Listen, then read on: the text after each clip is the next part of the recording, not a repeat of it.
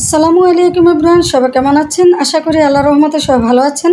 স্বাগতম জানাচ্ছি নতুন একটা ভিডিওতে। আজকে রান্না করবো চিংড়ি শুটকি দিয়ে অসাধারণ মজার কচু শাক। তো আমি বাজার থেকে এক মুঠো ফ্রেশ শাক নিয়ে আসলাম। শাকটাকে কেটে ভালোভাবে ধুয়ে পরিষ্কার করে নিয়েছি। এখন চুলায় একটা প্যান বসিয়ে দিলাম। এখন শাকটা কেটে রাখা শাকটা দিয়ে দেব। তো শাকটা আমি কিছুক্ষণ সিদ্ধ করে নেব। শাকটা একেবারে কচি শাক, টাটকা। আর এই কচু শাকটা ছোটো বড়ো সবারই প্রিয়, সবাই পছন্দ করে। তো সামান্য কিছু আমি পানি দিয়েছি যাতে শাকটা সিদ্ধ হয় ভালোভাবে। তো আমি কিছুক্ষণের জন্য ডেকে দিয়ে সিদ্ধ করে নেব। এত কয়েক মিনিট পরে আবার নেড়ে চেড়ে দেবো। আমি নেড়ে চেড়ে ভালোভাবে উল্টিয়ে পাল্টিয়ে দেবো যাতে ভালোভাবে সিদ্ধ হয় শাকটা।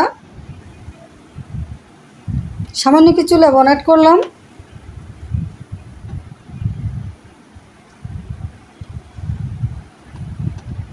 তা আমি যেভাবে রান্না করি আপনারাও এইভাবে ট্রাই করবেন, খেতে অসাধারণ মজা লাগে, গলা চুলকাবে না। তা আমি আরও কিছুক্ষণ ডেকে দিয়ে সিদ্ধ করে নেব। এত শাকটা প্রায় সিদ্ধ হয়ে গেছে।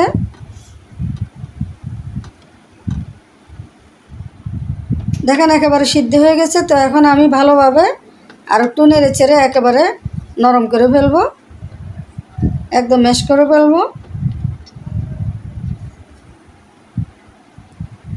তো যথেষ্ট পরিমাণে সিদ্ধ হয়ে গেছে, পানিটা একেবারে শুকিয়ে নেব আমি।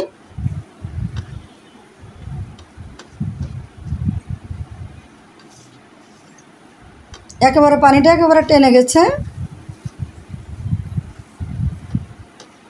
এই কচু শাকে পানি থাকলে গলাটা চুলকাবে আর খেতে ভালো লাগবে না। তো এখন আমি প্যানে 3টা শুকনো মরিচ দিয়ে দিলাম। মরিচটাকে হালকা ভেজে নেব। আর এই শুকনো মরিচটা দিলে কচু শাকটা খেতে ভালো লাগে। তো এখন পেঁয়াজ কুচি আর রসুন কুচি দিয়ে দিলাম। রসুন আর পেঁয়াজের পরিমাণটা বেশি দিতে হবে, তাহলে খেতে ভালো লাগবে। কাঁচামরিচ দিয়ে দিলাম। 1 চামচ আমি রসুন বাটা দিয়ে দিলাম, 1/2 চা চামচ আদা বাটা, 1/2 চা চামচ জিরা বাটা দিয়ে দিলাম। তো মশলাটাকে কিছুক্ষণ কষিয়ে নেব আমি। আর এই কচু শাকের সব ধরনের মশলাই লাগে, মশলাটা দিলে খেতে ভালো লাগে, আলাদা একটা ফ্লেভার আসে। 1 চামচ ধনিয়ার গুঁড়া দিয়ে দিলাম। তো এখন চিংড়ি শুটকিটা আমি দিয়ে দিলাম। চিংড়ি শুটকিটা আমি ভালোভাবে ধুয়ে পরিষ্কার করে নিয়েছি।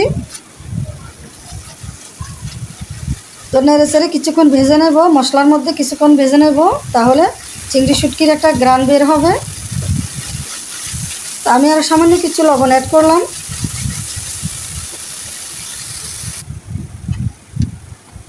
তো কিছুক্ষণ নেড়ে চেড়ে আর একটু কষিয়ে নেব আমি। 1/2 চা চামচ মরিচের গুঁড়া দিয়ে দিলাম, লাল মরিচের গুঁড়া, তাহলে শাকটা একটু ঝাল ঝাল লাগবে। 1/2 চা চামচ হলুদের গুঁড়া দিয়ে দিলাম। তো মশলাটাকে আমি আরও কিছুক্ষণ চিংড়ি শুটকির সাথে ভালোভাবে কষিয়ে নেব আমি। এতে তেলটা উপরে বেশি উঠেছে। তো ভেজে নেওয়া হয়ে গেছে।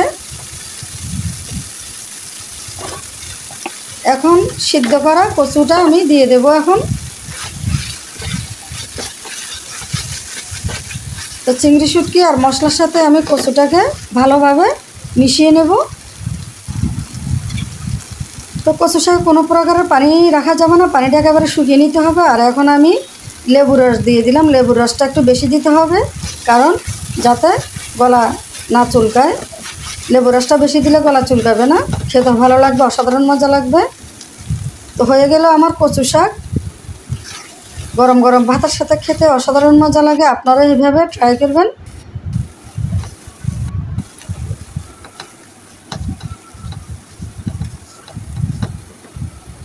তো এখন আমি একটা প্লেটে পরিবেশন করে নেব। গরম গরম ভাতের সাথে খেতে অসাধারণ মজা লাগে। আমার ভিডিওটা যদি ভালো লাগে আমার পেজটি ফলো করবেন আর ইউটিউব চ্যানেলটি সাবস্ক্রাইব করবেন। তো সবাই ভালো থাকবেন। আজকের মতো বিদায় নিচ্ছি। ধন্যবাদ সবাইকে।